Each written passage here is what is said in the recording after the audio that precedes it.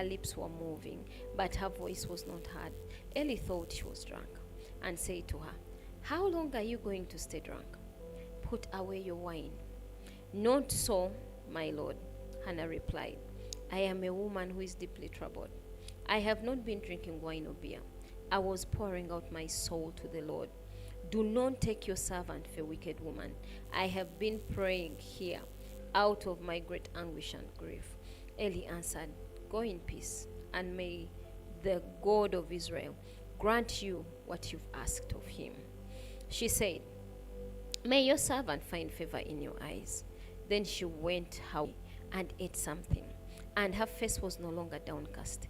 Early the next morning, they arose and worshipped before the Lord, and then went back to their home at Ramah. Elkanah made love to his wife Hannah, and the Lord remembered her. So in the course of time, Hannah became pregnant and gave birth to a son. She named him Samuel, saying, "Because I asked the Lord for him." Hannah dedicates Samuel. When her husband Elkanah went up with all his family to offer the annual sacrifice of the Lord and to fulfill his vow, Hannah did not go. She said to her husband, "After the boy is weaned, I will take him and present him before the Lord, and he will live there always. Do what seems best to you." Her husband Elkanah told her, "Stay here until you have weaned him. Only may the Lord make good his word." So the woman stayed at home and nursed her son until she had weaned him. After he was weaned, she took the boy with her, young as he was, along with the 3-year-old bull, an ephah of flour, and a skin of wine, and brought him to the house of the Lord at Shiloh. When the bull had been sacrificed, they brought the boy to Eli, and she said to him, "Pardon me, my lord. As surely as you live, I am the woman who stood here beside you praying to the Lord. I prayed for this child, and the Lord has granted me what I asked of him. So now I give him to the Lord. For his whole life he will be given over to the Lord." And he worshipped the Lord there. 1 Samuel chapter 2, Hannah's prayer. Then Hannah prayed and said, "My heart rejoices in the Lord. In the Lord my horn is lifted high. My mouth boasts over my enemies, for I delight in your deliverance. There is no one holy like the Lord. There is no one besides you. There is no rock like our God. Do not keep talking so proudly, or let your mouth speak such arrogance. For the Lord is the God who knows, and by him deeds are weighed. The bows of the warriors are broken, but those who stumbled are armed with strength. Those who are full hire themselves out for food, but those who were hungry are hungry no more. She who was barren has borne 7 children, but she who had many sons pines away. The Lord brings death and makes alive. He brings down to the grave and raises up. The Lord sends poverty and wealth. He humbles and he exalts. He raises the poor from the dust and lifts the needy from the ash heap. He sits them with princes and has them inherit a throne of honor. For the foundations of the earth are the Lord's. On them he has set the world. He will guard the feet of his faithful servants, but the wicked will be silenced in the place of darkness. It is not by strength that one prevails. Those who oppose the Lord will be broken. The Most High will thunder from heaven. The Lord will judge the ends of the earth. He will give strength to his king and exalt the horn of his anointed. Then Elkanah went home to Ramah, but the boy ministered before the Lord under Eli the priest. Eli's wicked sons. Eli's sons were scoundrels. They had no regard for the Lord. Now it was the practice of the priest that whenever any of the people offered a sacrifice, the priest's servants would come with a 3-pronged fork in his hand while the meat was being boiled, and would plunge the fork into the pan or kettle or cauldron or pot, whatever the folk brought up, the priest would take for himself. This is how they treated all the Israelites who came to Shiloh. But even before the fat was burnt, the priest's servants would come and say to the person who was sacrificing, "Give the priest some meat to roast. He won't accept boiled meat from you, but only raw."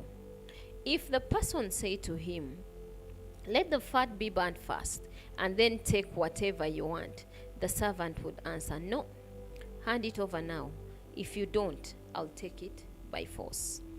This sin of the young men was very great in the Lord's sight, for they were treating the Lord's offering with contempt. But Samuel was ministering before the Lord, a boy wearing a linen ephod. Each year his mother made him a little robe and took it to him when she went up with her husband to offer the annual sacrifice.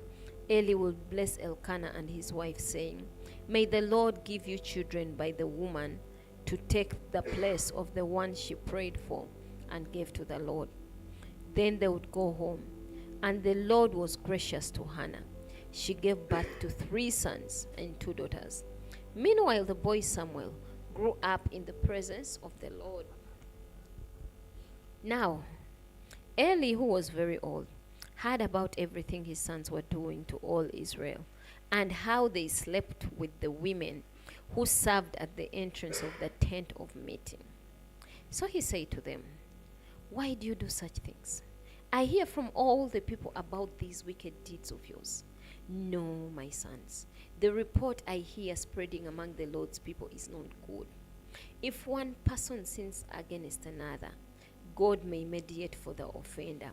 But if anyone sins against the Lord, who will intercede for them?"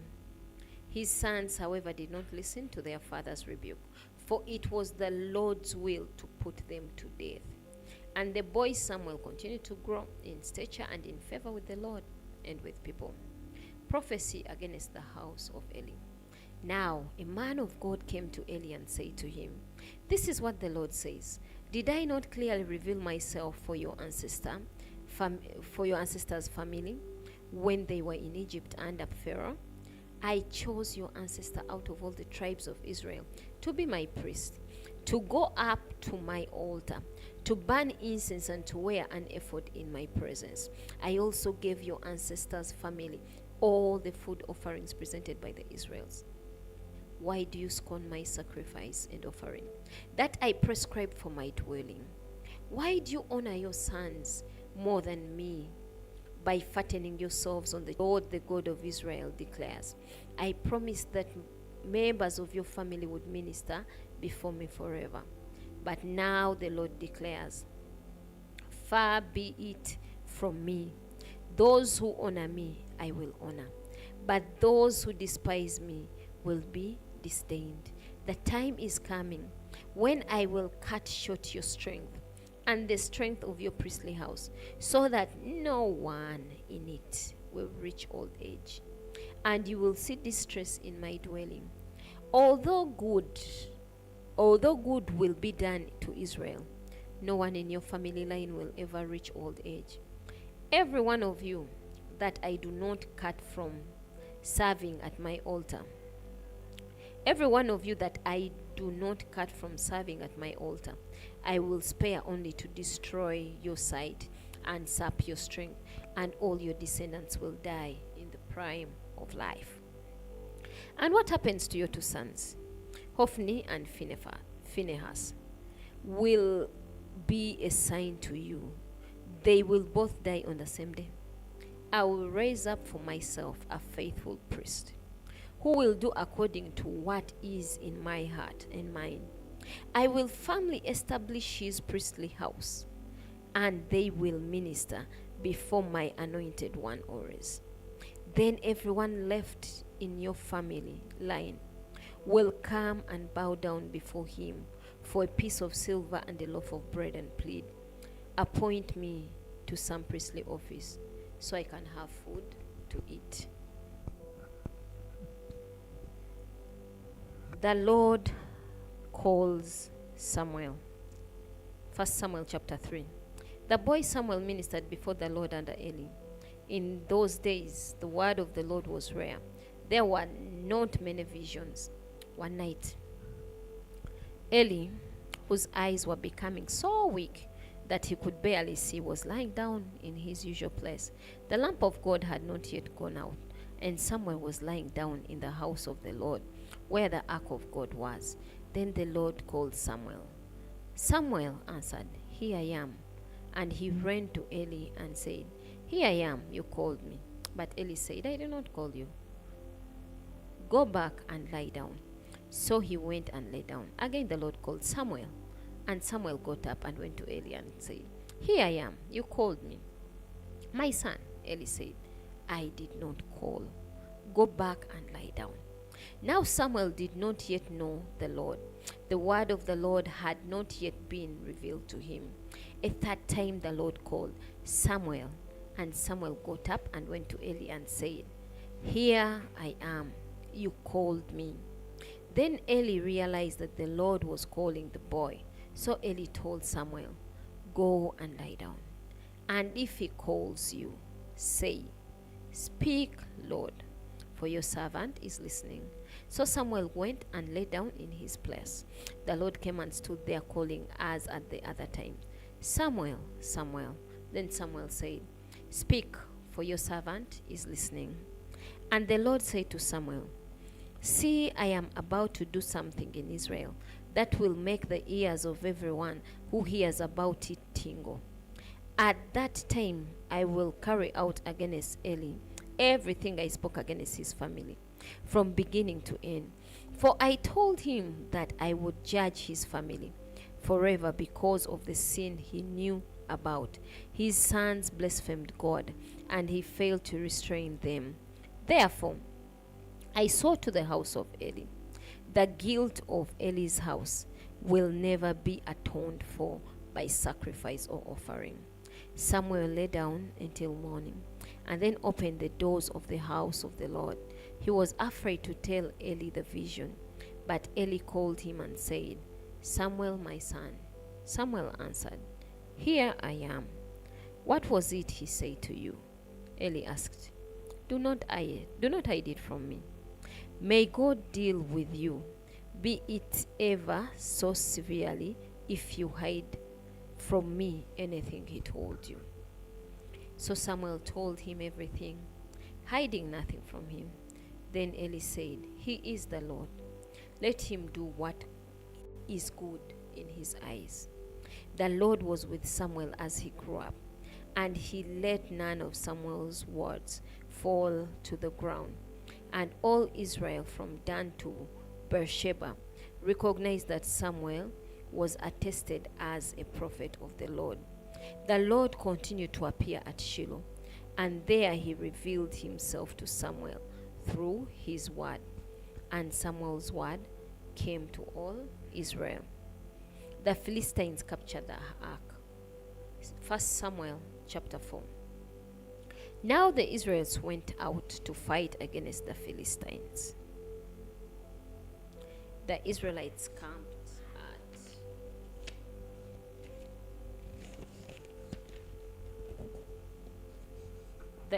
camped at Ebenezer, and the Philistines at Aphek.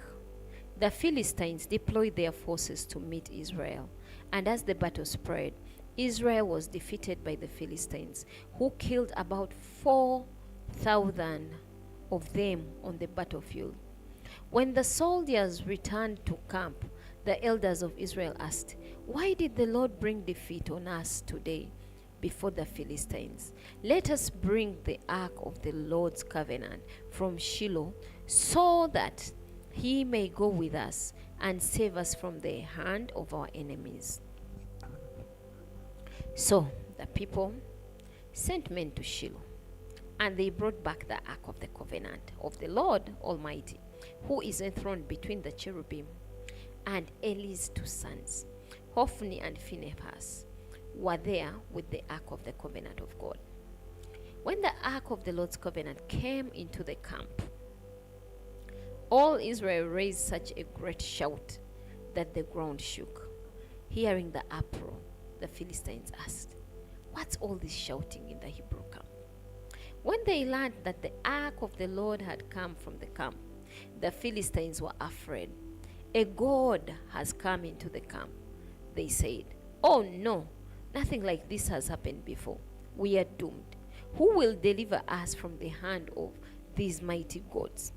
They are the gods who struck the Egyptians with all kinds of plagues in the wilderness.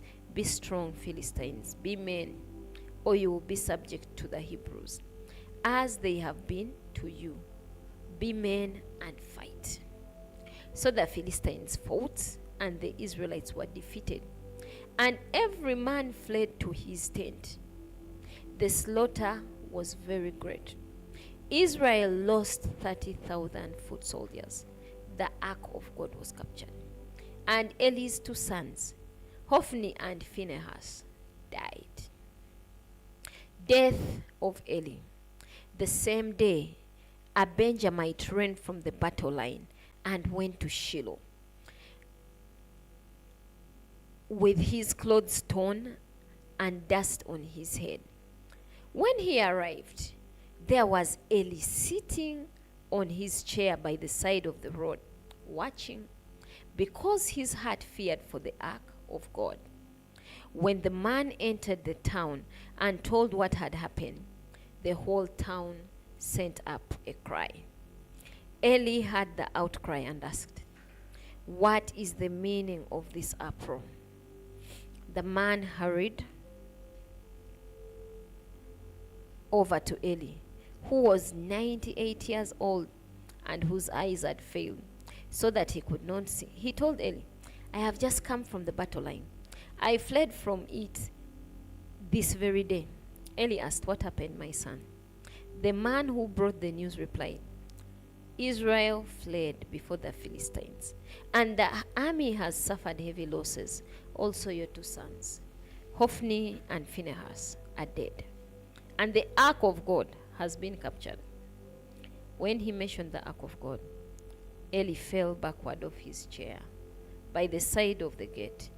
His neck was broken, and he died. For he was an old man, and he was heavy. He had led Israel 40 years. His daughter-in-law, the wife of Phinehas, was pregnant and near the time of delivery.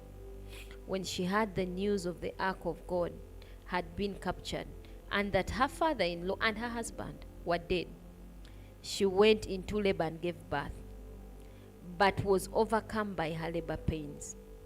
As she was dying, the women attending her said, "Don't despair. You have given birth to a son." But she did not respond or pay any attention. She named the boy Ichabod, saying, "The glory has departed from Israel," because of the capture of the ark of God and the deaths of her father-in-law and her husband. She said, "The glory has departed from Israel, for the ark of God has been captured." 1 Samuel chapter 5. The ark in Ashdod and Ekron.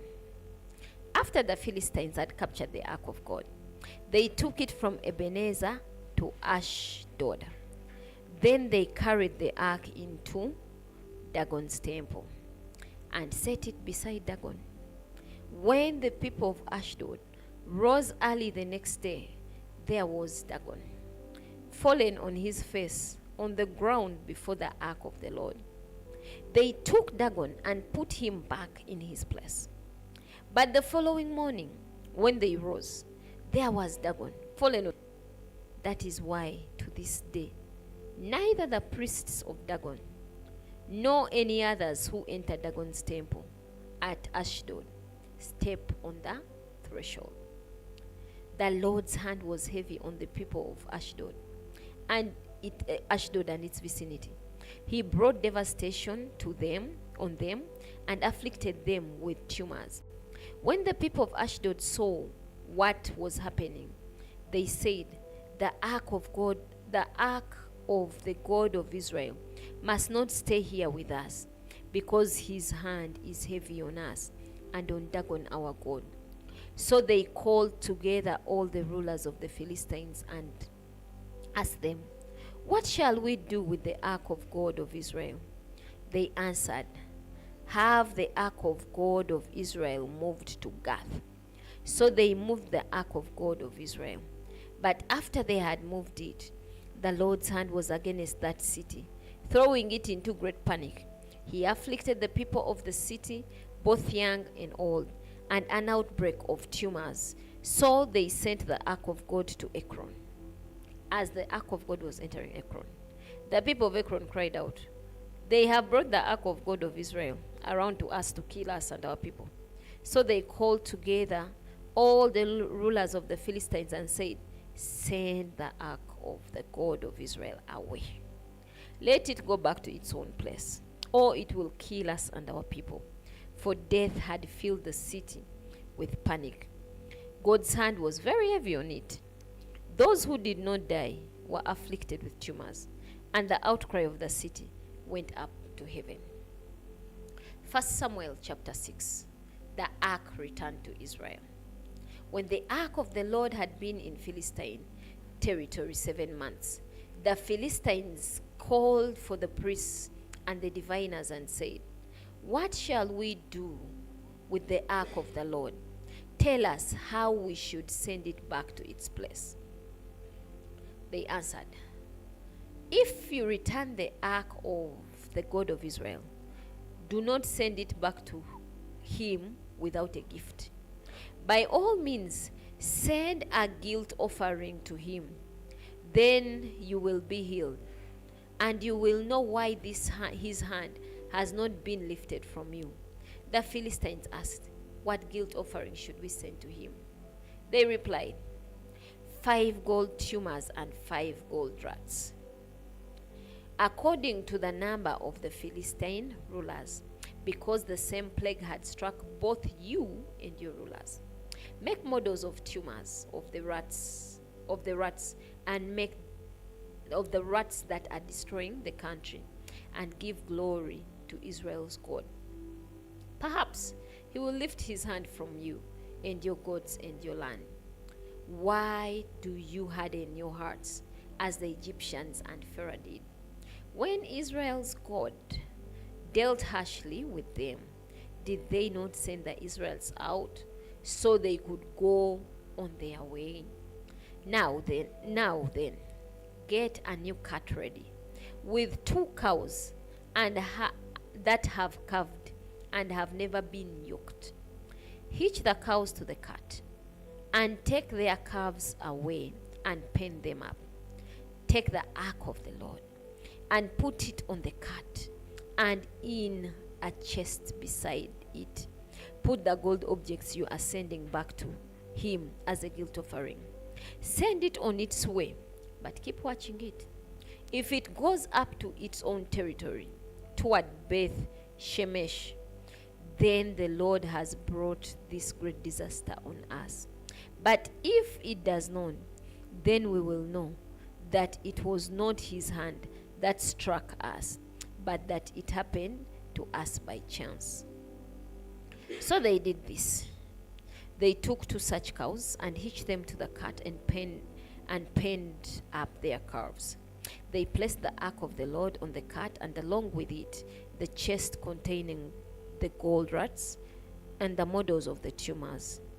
When the cows went straight up toward Beth Shemesh, keeping on the road and lowing all the way, they did not turn to the right or to the left.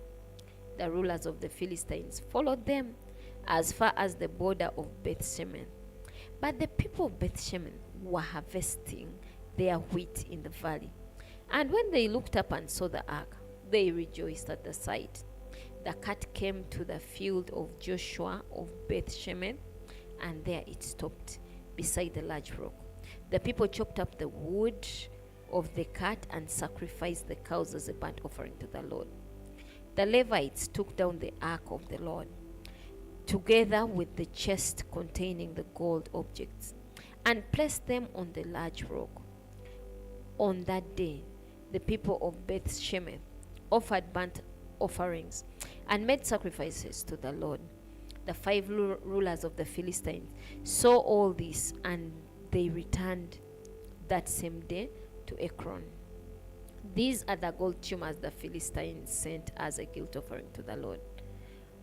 One each of Gaza, of Ashdod, Gaza, Ashkelon, Gath, and Ekron.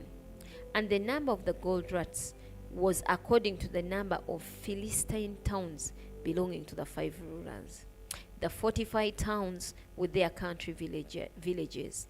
The large rock on which the Levites set the ark of the Lord is a witness to this day in the field of Joshua of Beth Shemesh. But God struck down some of the inhabitants of Beth Shemesh, putting 70 of them to death because they looked into the ark of the Lord. The people mourned because of the heavy blow the Lord had dealt with. And the people of Beth Shemesh asked, "Who can stand in the presence of the Lord, this holy God? To whom will the ark go up from here?" Then they sent messengers to the people of Kiriath Jearim, saying, "The Philistines have returned the ark of the Lord. Come down and take it up to your town." So the men of Kiriath Jearim came and took up the ark of the Lord. They brought it to Abinadab, house of the hill, and consecrated Eleazar, his son, to guard the ark of the Lord. The ark remained at Kiriath Jearim a long time, 20 years in all.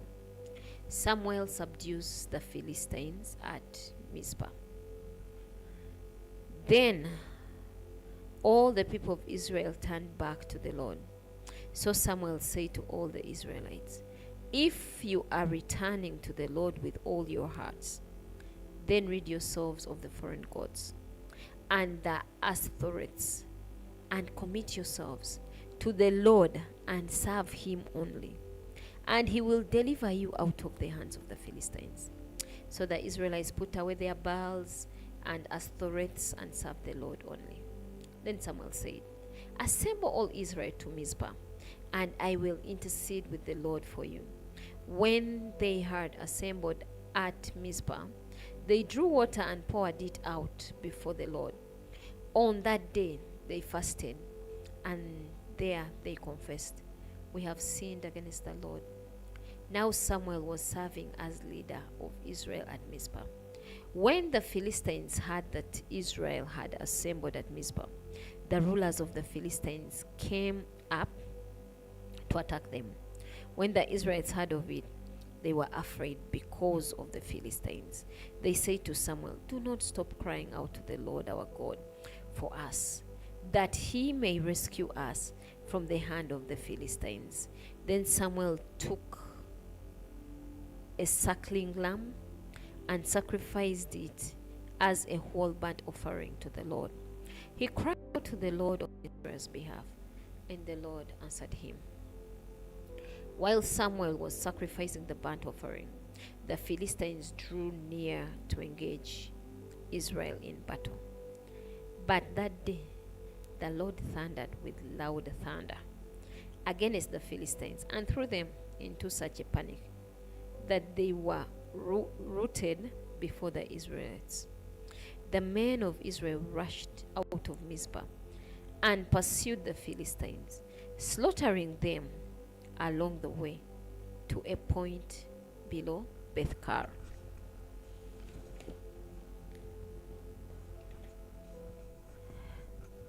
Then Samuel took a stone and set it up between Mizpah and Shen. He named it Ebenezer, saying, "Thus far the Lord has helped us." So the Philistines were subdued, and they stopped invading Israel's territory. Throughout Samuel's lifetime, the hand of the Lord was against the Philistines. The towns of Ekron to Gath that the Philistines had captured from Israel were restored to Israel, and Israel delivered the neighboring territory from the hands of the Philistines, and there was peace between Israel and the Amorites. Samuel continued as Israel's leader all the days of his life. From year to year, he went on a circuit from Bethel to Gilgal to Mizpah. judging Israel in all those places. But he always went back to Ramah, where his home was, and there he also held court for Israel, and he built an altar there to the Lord. 1 Samuel chapter 8. Israel asks for a king. When Samuel grew old, he appointed his sons as Israel's leaders. The name of his firstborn was Joel, and the name of his secondborn was Abijah, and they served at Beersheba. But his sons did not follow his ways. They turned aside after dishonest gain and accepted bribes and perverted justice. So all the elders of Israel gathered together and came to Samuel at Ramah. They say to him, "You are old, and your sons do not follow. Your sons do not follow your ways. Now appoint a king to lead us, such as all the other nations have." But when they said, "Give us a king to lead us," this displeased Samuel.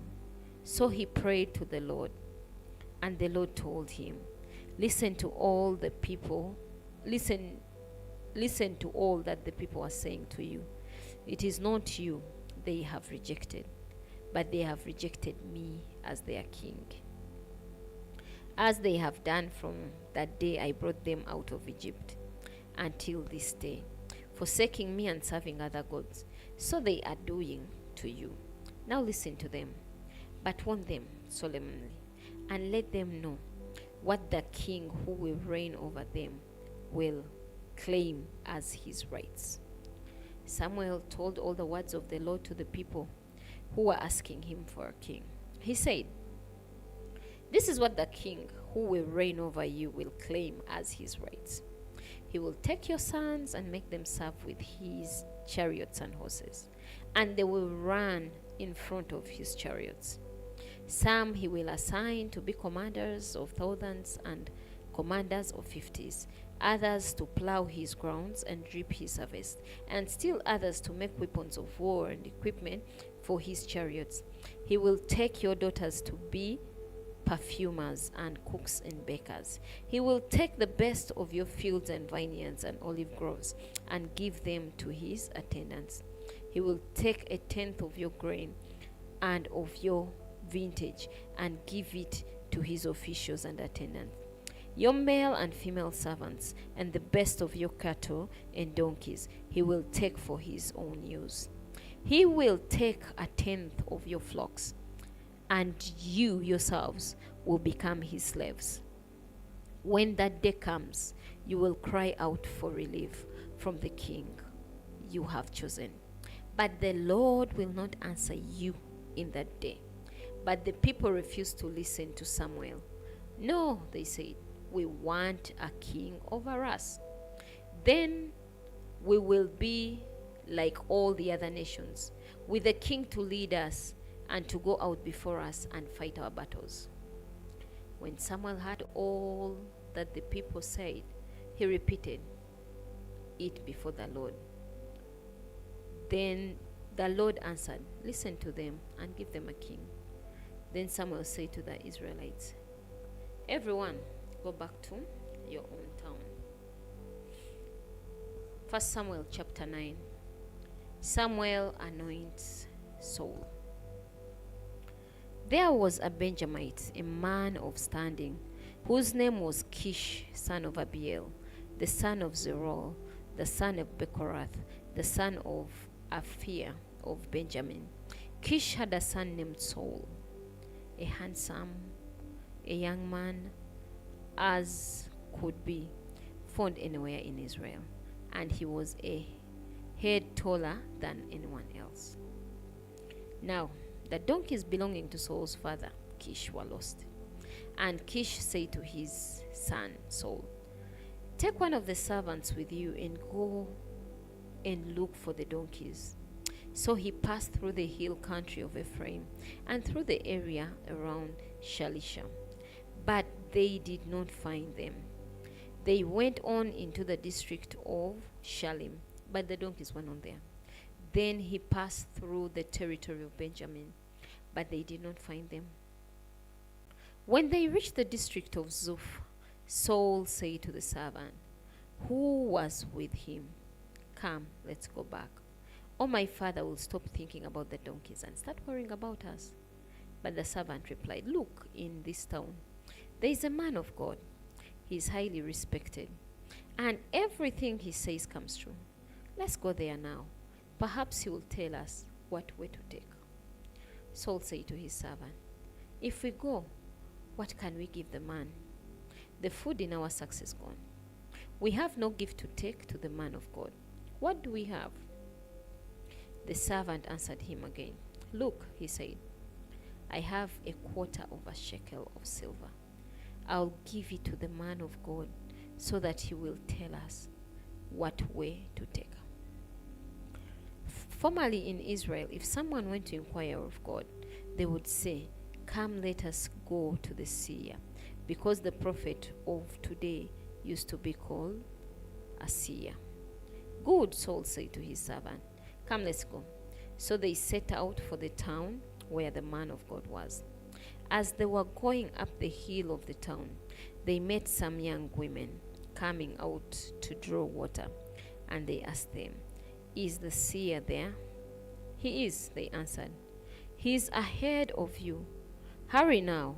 He has just come to our town today, for the people have a sacrifice at his place.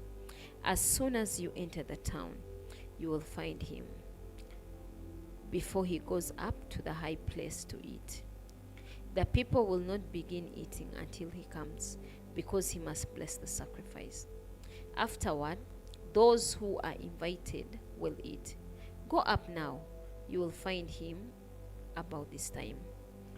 They went up to the town, and as they were entering it, there was Saul coming toward them on his way up to the high place. Now the day before Saul came, the Lord had revealed this to Samuel. "About this time tomorrow, I'll send you a man from the land of Benjamin. Anoint him ruler over my people, Israel. He will deliver them from the hand of the Philistines. I have looked on my people, for their cry has reached me." When Samuel caught sight of Saul, the Lord said to him, "This is the man I spoke to you about. He will govern my people." Saul approached Samuel in the gateway and asked, "Would you please tell me where the seer's house is?" "I am the seer," Samuel replied. "Go up ahead of me to the high place, for today you are to eat with me. And in the morning I'll send you on your way, and will tell you all that is in your heart. As for the donkeys you lost 3 days ago, do not worry about them. They have been found. And to whom is all the desire of Israel turned, if not to you and your whole family line?" Saul answered, "But am I not a Benjamite, from the smallest tribe of Israel? And is not my clan the least of all the clans of the tribe of Benjamin? Why do you say such a thing to me?" Then Samuel brought Saul to his servant into the hall and seated them at the head of those who were invited, about 30 in number. Samuel said to the cook, "Bring the piece of meat I gave you, the one I told you to lay aside." So the cook took up the thigh with what was on it and set it in front of Saul. Samuel said, "Here is what has been kept for you. Eat, because it was set aside for you, for this occasion, from the time I said, 'I have invited guests.'" And Saul dined with Samuel that day. After they came down from the high place of the town, Samuel talked with Saul on the roof of his house. They rose about daybreak, and Samuel called to Saul on the roof, "Get ready, and I will send you on your way." When Saul got ready, he and Samuel met outside together. As they were going down to the edge of the town, Samuel said to Saul, Tell the servant to go on ahead of us. And the servant did so. But you stay here for a while, so that I may give you a message from God. 1 Samuel chapter 10. Then Samuel took a flask of olive oil and poured it on Saul's head and kissed him, saying,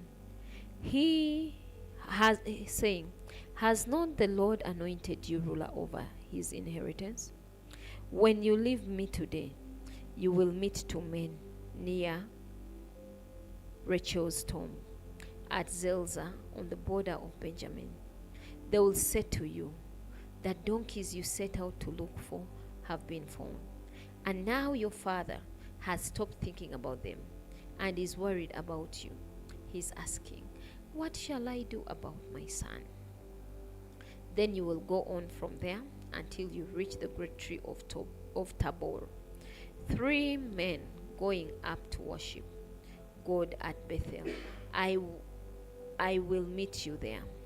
One will be carrying 3 young goats, another 3 loaves of bread, and another a skin of wine. They will greet you and offer you 2 loaves of bread, which you will accept from them.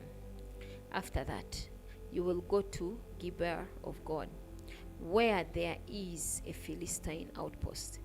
As you approach the town, you will meet a procession of prophets coming down from the high place, with lyres, timbrels, pipes, and harps being played before them, and they will be prophesying. The Spirit of the Lord will come powerfully upon you, and you will prophesy with them, and you will be changed into a different person. Once these signs are fulfilled, do whatever your hand finds to do, for God is with you. Go down ahead of me to Gilgal. I'll surely come down to you to sacrifice burnt offerings and fellowship offerings. But you must wait 7 days until I come to you and tell you what you are to do. Saul made king. As Saul turned to leave Samuel, God changed Saul's heart, and all these signs were fulfilled that day. When he and his servants arrived at Gibeah, a procession of prophets met him. The Spirit of God came powerfully upon him, and he joined in their prophesying. When all those who had formerly known him saw him prophesying with the prophets, they asked each other, "What is this that has happened to the son of Kish? Is Saul also among the prophets?" A man who lived there answered, "And who is their father?" So it became a saying, "Is Saul also among the prophets?" After Saul stopped prophesying, he went to the high place. Now Saul's uncle asked him and his servant, "Where have you been?" "Looking for the donkeys," he said. But when he saw they were not to be found, we went to Samuel. Saul's uncle said, "Tell me what Samuel said to you." Saul replied, "He assured us that the donkeys had been found." But he did not tell his uncle what Samuel had said about the kingship. Samuel summoned the people of Israel to the Lord at Mizpah and said to them, "This is what the Lord, the God of Israel, says. I brought Israel up out of Egypt, and I delivered you from the power of Egypt and all their kingdoms that oppressed you. But you have now rejected your God, who saves you out of all your disasters and calamities. And you have said, 'No, appoint a king over us.' So now present yourselves before the Lord by your tribes and clans." When Samuel had all Israel come forward by tribes, the tribe of Benjamin was taken by lot. Then he brought forward the tribe of Benjamin, clan by clan, and Matri's clan was taken. Finally, Saul, son of Kish, was taken. But when they looked for him, he was not to be found. So they inquired further of the Lord, "Has the man come here yet?" And the Lord said, "Yes, he has hidden himself among the supplies." They ran and brought him out, and as he stood among the people, he was a head taller than any of the others. Samuel said to all the people, "Do you see the man the Lord has chosen? There is no one like him among all the people." Then the people shouted, "Long live the king!" Samuel explained to the people the rights and duties of kingship. He wrote them down on a scroll and deposited it before the Lord. Then Samuel dismissed the people to go to their own homes. Saul also went to his home in Gibeah, accompanied by valiant men whose hearts God had touched. But some scoundrels said, "How can this fellow save us?" They despised him and brought him no gifts. But Saul kept silent. This is the word of the Lord for today. We have come to the end of the reading of our 10 chapters. Father, Lord, we thank you for today's word. It's not by power, it's not by might. It is by your Spirit. We thank you for the great work this word is doing in us. We thank you for the great work this word is doing out there in the world. For we know, Father, that your word never goes out and returns empty. May everything that is done be for the praise and glory of your name. In Jesus' mighty name we've prayed. Amen. Thank you for reading the Bible with us today. May the Almighty God bless you. We love you. Shalom.